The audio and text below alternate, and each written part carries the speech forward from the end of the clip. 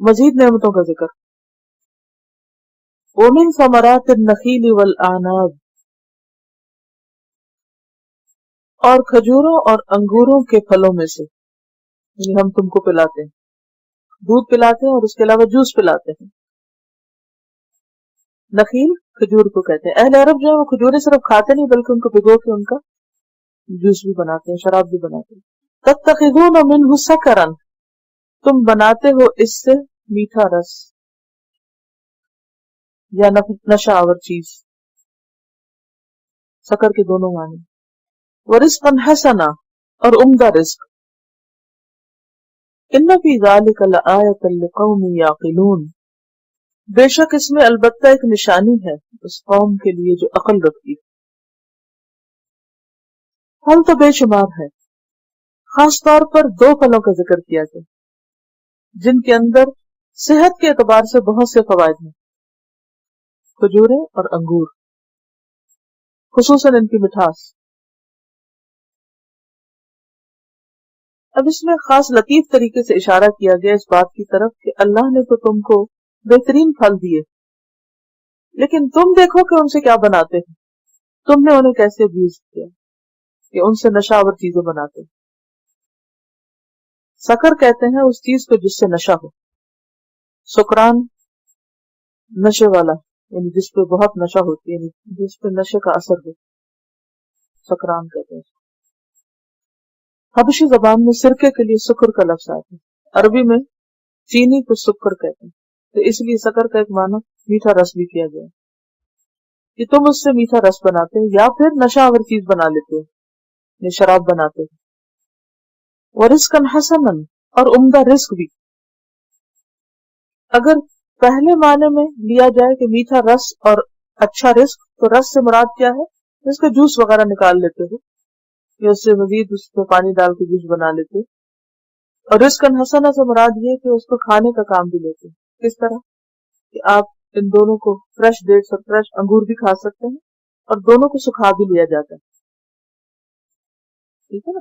اب کھجوروں کو سکھا کے چھہارے بن جاتے ہیں، انگوروں کو سکھا کر کشمش اور منقع وغیرہ بنتا ہے.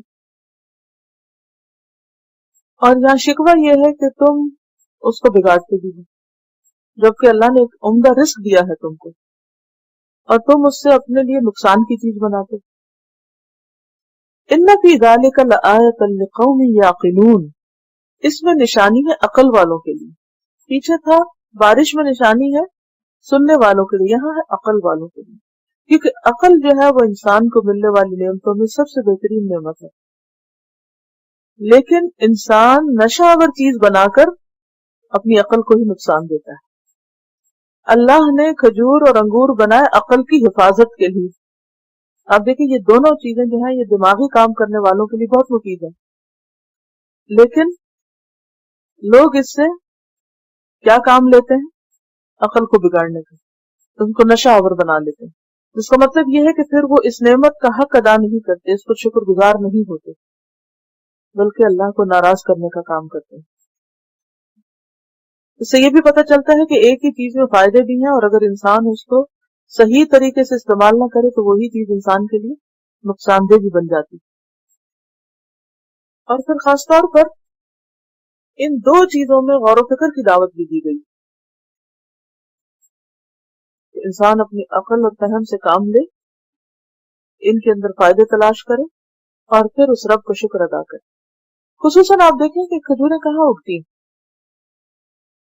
گرم علاقوں میں جہاں ہارڈلی کبھی بارش ہوتی ہے، اور کتنا زبردست کھجور کا درخت ہوتا ہے، اور پھر اس پر جو کھجور لگتی ہے اس ریت کے اندر تو کہیں میٹھا نہیں ہوتا، اور پھر کھجور ایسا پھل ہے جو بہت جلد خراب بھی نہیں ہوتا.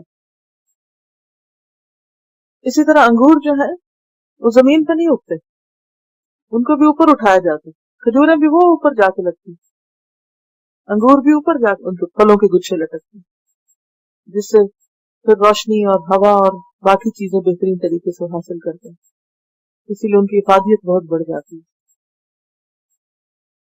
اتنی بہترین چیزیں جو اللہ نے تمہاری صحت کے لیے بنائی، تمہارے لذت کے لیے بنائی، ڈرنک کے لیے بنائی، فوڈ کے طور پہ بنائی، تم ان سے کیا بنا لیتے؟ کیا واقعی یہ عقل کا صحیح استعمال؟